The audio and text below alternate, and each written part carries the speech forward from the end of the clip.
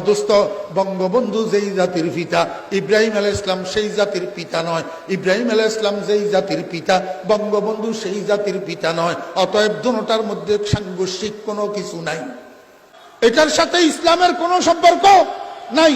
এটার সাথে সম্পর্ক হলো ভূগোলের একটা টুকরার স্বাধীনতার সম্পর্ক।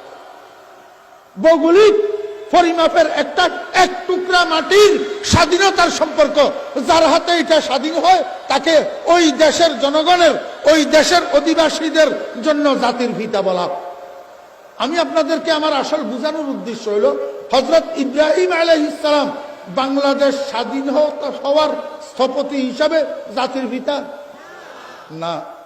দোস্তাবাব, হযরত ইব্রাহিম আলাইহিস সালাম শুধু বাংলাদেশের মুসলমানদের জাতির পিতা নয়, ভারতে মুসলমান আছে না নাই? তাদেরও জাতির পিতা। পাকিস্তানে মুসলমান আছে না নাই? তাদেরও জাতির পিতা। মিডল ইস্টে মুসলমান আছে না নাই?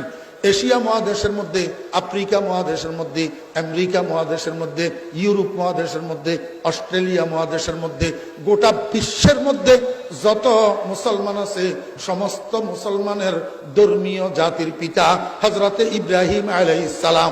আমি আপনাদেরকে এটা বলার উদ্দেশ্য হলো কেউ কেউ যেন এই কথা আবার মনে না করে ইব্রাহিম আলাইহিস সালামকে জাতির পিতা মানে, বঙ্গবন্ধুরে জাতির পিতা মানে না।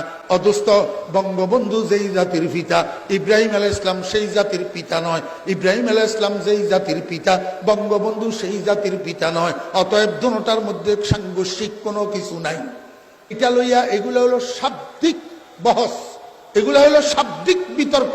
এই শাব্দিক বিতর্কের সাথে জাতির উন্নতি অবনতির কোনো সম্পর্ক নাই। I wash